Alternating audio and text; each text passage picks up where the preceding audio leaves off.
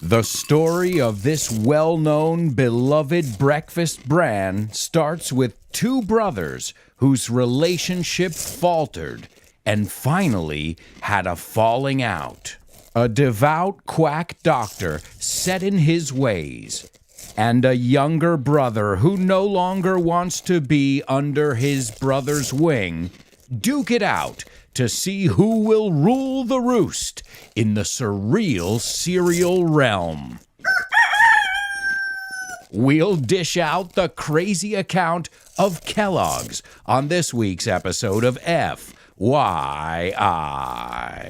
Welcome to For Your Info. Inglés. You got it.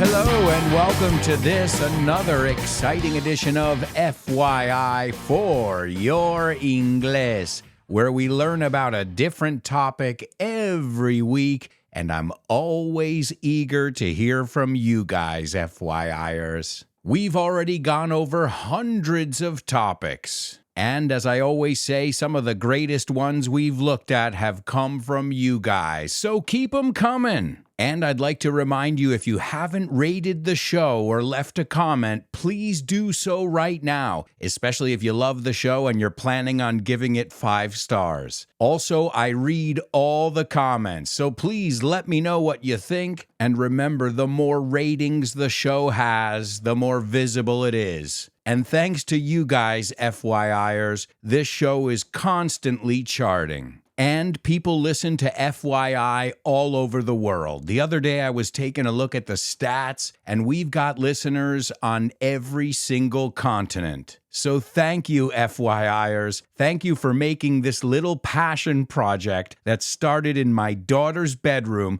into a very successful podcast. I'm having fun, and I hope you guys are having fun learning with me. This has been a learning experience not only for you guys, but for me as well. And today's topic I wasn't too sure about until I started to look into it, and I realized that there was so much more than breakfast cereal to talk about. I'm talking masturbation, castration, and a feud between brothers. In fact, today's show has very little to do with cereal, and I think you guys are going to get a kick out of it. When I was telling my wife about it, when I was preparing the show, she said, "What?" So I hope to get the same reaction from you guys, FYIers. We've all heard of the brand Kellogg's, but I don't know if you know the twisted story behind this popular cereal brand. Let's start off with the intro, which is always sprinkled with tons of vocabulary I think you need to know. I started off by saying the story of this well-known, beloved breakfast brand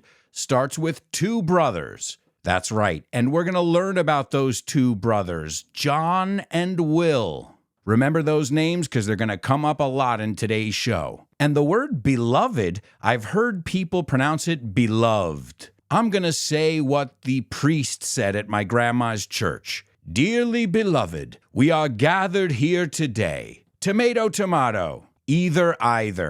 Vase, vase. These are words in English with 2 acceptable pronunciations. Well, these brothers who started this beloved breakfast brand had a falling out. Their relationship started to falter was the word I used. And to falter is to lose strength, to weaken.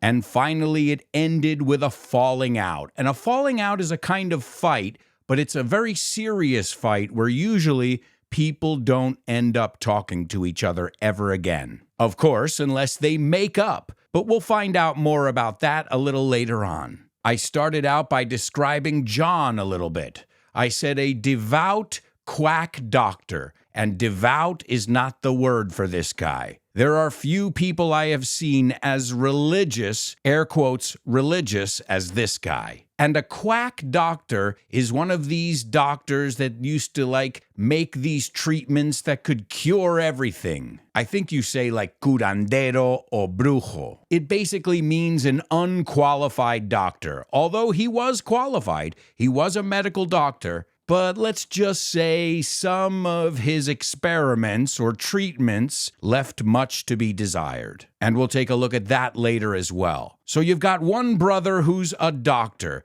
Dr. John. And then you've got his younger brother who is Will. And Will, as I said, no longer wants to be under his brother's wing. And to be under somebody's wing means that you don't do anything without them. It's almost like a bird if you think about it. If you're under your mother's wing, it means you're protected. It's almost like living in the shadow of somebody else as well. And then I said they would duke it out, and to duke it out is to fight, to see who will rule the roost. And the roost is the nest. Does that word sound familiar? A rooster, their mascot. And just remember, a rooster in English, what does a rooster say? They don't say kikidi-kikidi-kee, they say cock-a-doodle-doo. And roosters wake up at the crack of dawn. But we use the expression to rule the roost. And then I said a bit of a tongue twister. I said, who will rule the roost in this surreal, serial realm? Surreal is evidently surrealista. Cereal is cereales. We usually say it in singular. We don't say cereals. And the last word I used was realm, which is another word for world. And then I said we'll dish out. And to dish out is a word I used on purpose because it has to do with eating. It's to serve something, but it's also repartir. So we'll dish out the crazy account, recuento, of Kellogg's. Now, what's the first thing that comes to mind when you guys think of Kellogg's? You think of a wholesome, healthy breakfast? Do you think of masturbation? Well, it has something to do with masturbation. Perhaps you think of Battle Creek. What? Battle Creek, Michigan, the cereal capital of the world. And Battle Creek is where these two brothers battled it out, ironically. At one point, there were over 100 cereal companies located in Battle Creek, Michigan. Now there are only 3, Kellogg's, Post, and Ralston Foods, which are 3 very big cereal companies. But you can go there and do tours, and if you're a big cereal lover like I am, well, you can go there and see where it all started. But it's weird because you can really make cereal everywhere. But for some reason, the same way Detroit became Motor City, this became the cereal capital of the world. So let's meet the brothers a little bit more in depth. We had John, the older brother, who was a doctor, and he was a religious zealot. Okay, I believe in faith, and I think it's good to be religious, but sometimes you can go too much. You can go too far. You can go to the extreme. And then you get what you call extremism, which nobody really likes. Even extremists are fighting against other extremists. But he was a serious doctor. He was a published doctor. He was very well respected, and he was a health nut. Now you think of it, and everybody's a health nut. Oh, I can't eat my carbohydrates. I've got to eat this. Too much protein, whatever. Too much sugar, salt. People are health conscious these days. Well, this guy was health conscious before his time. But why did I call him a quack before, like a witch doctor? Well, some of his treatments could be considered torture nowadays. And we're going to take a look at some of those treatments in the bonus episode. We'll also see if these brothers ever made up. Hacer las paces is to make up. Or if they went to the grave holding a grudge, guardando rencor. We'll also learn some fun facts. We'll take a look at the dark side and a lot of the controversies that Kellogg's has faced. And we'll take a look at some breakfast vocab as well. All that and much more in the bonus episode. And just a quick reminder, every week you can get a bonus episode. That's almost an hour of FYI every week, Plus, you can get PDF documents with all the vocabulary and expressions that I go over. And in one set of shows, we can go over at least 400 different words, expressions, and structures. But if you want to follow along, well, you can have PDF documents. And then you can put yourself to the test and see how much you remembered. That's what the worksheets are for. But remember, it's not about memorizing, it's about exposing yourself to English every week. And every week we look at a different topic, so different vocabulary will come up. Plus, if you're in our super duper level, you can get a weekly review class with me. We go over the key elements from each episode. Plus, we have tons of fun. And if you're in my highest level, my interstellar students, you get all that and a private class with me. And all that for around 60 euros a month. It's a steal. 4 group classes, 1 private class.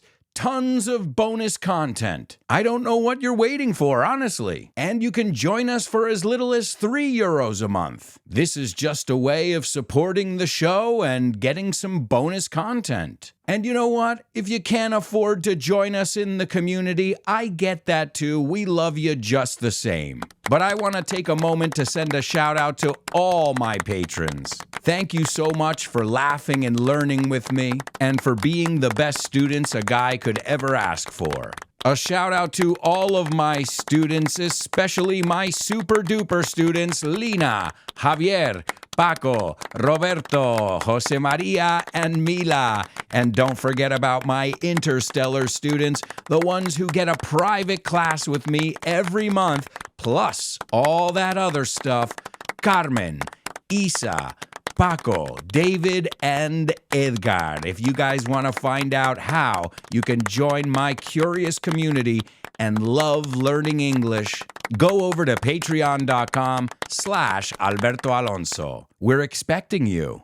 Don't think of yourself as English students. Think of yourself as English explorers or adventurers. And every week we explore a different fascinating topic, all with the excuse of learning English along the way. I think we found the winning formula. Come join us and find out for yourself. It's patreon.com/Alberto Alonso. Now, where were we? Oh, right, I was telling you a little bit about each brother. And by the way, let's review these questions. What do they look like? Eso es su aspecto físico. What do they look like? They have a beard. They have long hair. And what are they like is their personality. So what was John like? Well, I already said he was a religious zealot, a famous published doctor who now in retrospect was a bit controversial, a health nut, and an abuser. Oh yes, he was definitely an abuser. And the person he abused the most? His little brother Will. He treated him like dirt, like he was his servant. I guess they didn't talk about how you're supposed to treat your brother in his church. Brotherly love, isn't that what it's all about? Well, John didn't love his brother, or at least it didn't show. And I guess we should add that he was a eugenicist as well. Eugenics is that science, quote unquote, quack science, where they try and determine a master race. Does that sound familiar? Nazi Germany, eugenics. So John was not really a good guy. Not the kind of guy I would want to grab a beer with. But don't worry, he wouldn't want to grab a beer with me either. Because according to his religion, which was the Seventh-day Adventists, the body is a temple. Well, I think in the Bible anyway, they say your body is a temple. You have to be careful what you put in it. But they took this to the extreme. And he believed sugar, fatty foods, greasy foods, and things like this would cause people to get excited, to get aroused, and possibly even touch themselves. I told you it had something to do with masturbation.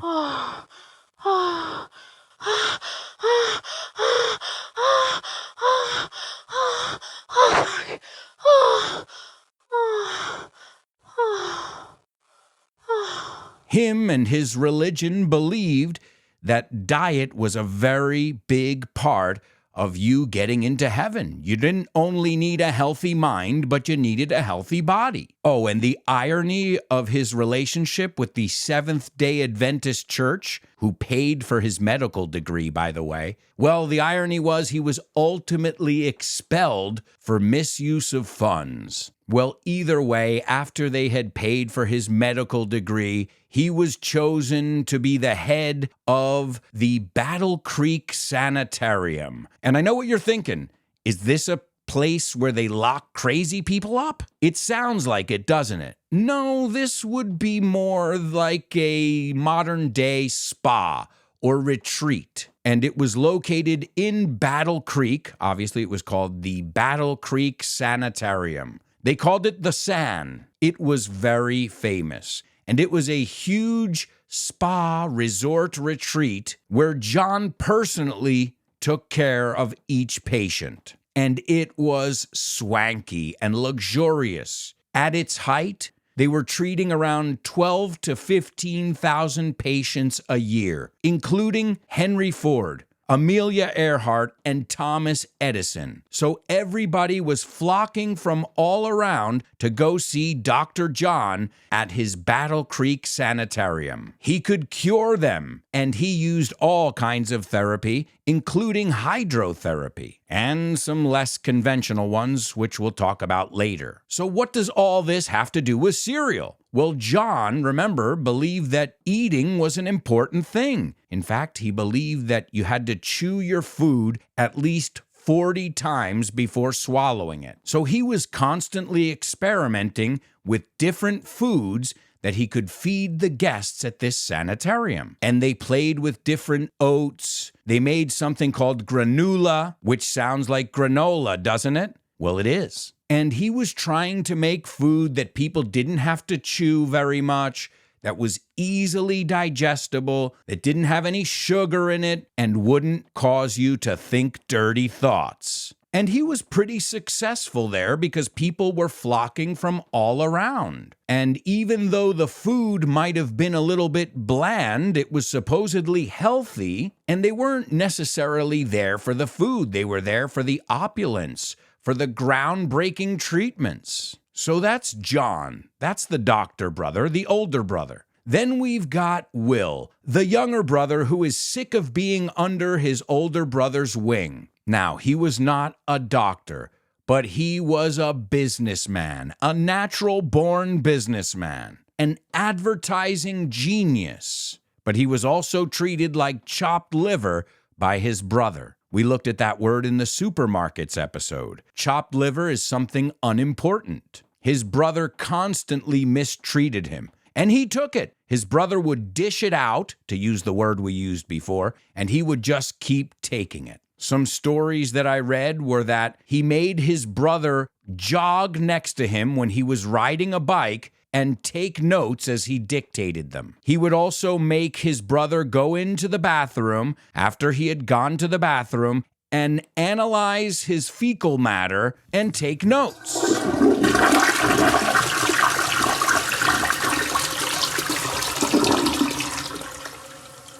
Remember, this guy had an obsession with food, which ultimately turned into an obsession with poop. I told you guys this wasn't only about cereal today, but we'll get to the treatments/tortures later. Well, while they were working at the Battle Creek Sanitarium, Brother Will started experimenting with the dough they had made. Because initially, these were more like bars, like cereal bars, but they were really hard. In fact, some of the patients had reported breaking their teeth on them. So Will began to tinker. He decided to add sugar and salt and things like this. And his brother John wouldn't hear of it. He thought this was absolutely unacceptable and it was against their mission. And supposedly, the original recipe for cornflakes was an accident. They had been working with all kinds of cereal and toasting it and things like that. And then one night, supposedly Will, the younger brother, left some dough out. And he didn't want to throw it out because he was a bit frugal. He didn't want to waste any dough. Dough, pasta, dinero. Okay. Well, he didn't waste it. And overnight, the dough began to sour. And the next day, when he found it, he said, you know what? I'm not going to throw it out. I'm going to see if we can make something from this dough. And something he noticed was that the dough started to flake when it was left out overnight. And this made these flakes that everybody knows and loves today. And again, he added salt and sugar because he said, brother, these are bland. I'm telling you, if we find the sweet spot, we can sell a lot of these. We can make a killing. And again, his brother was adamant, and he said, no way, over my dead body are we going to add sugar and salt. Well, that sugar was the original bone of contention. I think you say la manzana de la discordia in Spanish. They couldn't come to an agreement, and Will offered to buy the patent off his brother. On February 19th, 1906, the Battle Creek Toasted Cornflake Company was founded. The rights were bought by brother Will. As I said, Will wanted to make bank. But John Harvey Kellogg, no, not him, he cared more about his mission than profits. And so his brother went to work. He added the sugar and the salt, and it exploded. Cornflakes was a huge hit, and Will spent a lot of money on advertising. He really thought about the marketing and the image. And in 1909, he renamed the company the Kellogg Toasted Cornflake Company. In 1922, it became the Kellogg Company. But it was a huge success. Will was right. They could make a killing if they just adjusted the recipe. By 1909, Will's company produced 120,000 cases of cornflakes daily. And John obviously resented his brother's success. He had always treated him like a peon. And in 1906, he filed suit against Will's company for the right to use the family name. Well, that suit led to a countersuit, which led to another lawsuit, and for over 10 years, they were battling each other in court. See, I had no idea about this dark part of the story. Successful product, but brothers' relationship totally broken. And then it wasn't until December 1920 when the Michigan Supreme Court ruled in favor of Will. But I want to explain what a game changer this was. Before breakfast cereal, people had very hearty breakfasts, these greasy breakfasts, which were usually leftovers from the night before.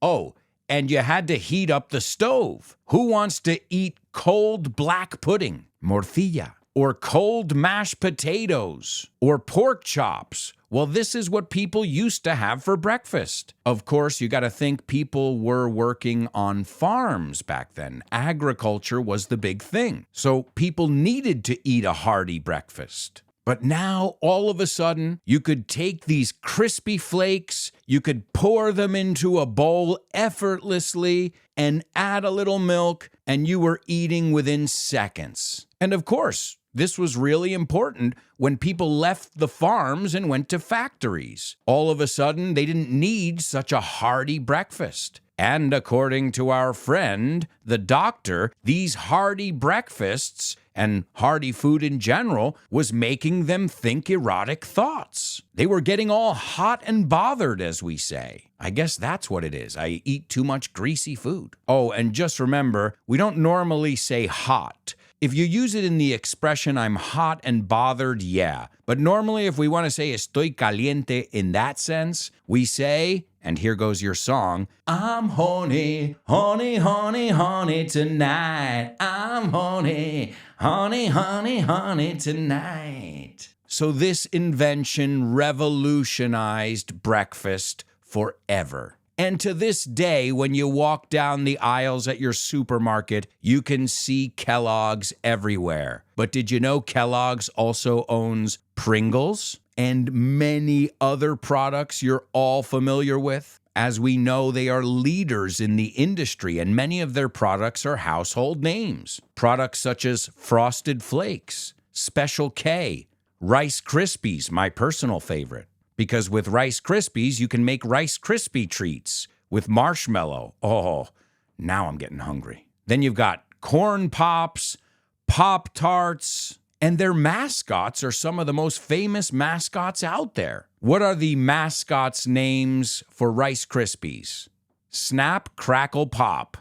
My daughter knows that one because she loves Rice Krispies. All right, here's an easy one. What's the slogan for Frosted Flakes? They're great. And it was said by Tony the Tiger. Show 'em you're a tiger. Show 'em what you can do. The taste of Tony's Frosted Flakes brings out the tiger in you and you. It's funny how some jingles will stay with you forever. I'm 80 years old, and I love Kellogg's Frosted Flakes. Brave adults are coming forward to challenge the notion that Frosted Flakes is just a kid's cereal. I eat them, I love them, and I don't care who knows. With that extra crunch and milk, that frosting just right, they have a taste adults can love every bit as much as kids. Go ahead, Shirley. You can do it. I love them, thank you. What more can you say? Frosted Flakes have the taste adults have grown to love. They're great. Let me give you some statistics before we wrap up the first episode. As I just mentioned, they sell so much more than just breakfast cereal. Frozen waffles, vegetarian meat substitutes, and other convenient food options. And even though cereal has been less popular these days because people are more health conscious, they still produce over 1 million cereal boxes a day. They have factories all around the world, and you can find their products in more than 180 countries. Kellogg's products are made in 18 countries. And let's see if you guys know where Kellogg's largest factory is. It's located in Trafford Park, Greater Manchester. It's also the location of its UK headquarters. There are other corporate office locations in Chicago, Dublin, and Shanghai. And despite having 1 million options for breakfast, the cereal aisle is still a favorite for many people, even if it's just for the nostalgia. I mean, who doesn't know that rooster? Oh, and I'm going to tell you how the rooster got its name and why they chose a rooster. But that's in the bonus episode. Plus, we're going to see if these brothers made up or if they went to the grave holding a grudge. And I'll let you guys be the judge. Who's the real Kellogg? Who's the one who made their last name a household name to this day? Well, we'll learn more about both brothers and so much more in the bonus episode of today's FYI.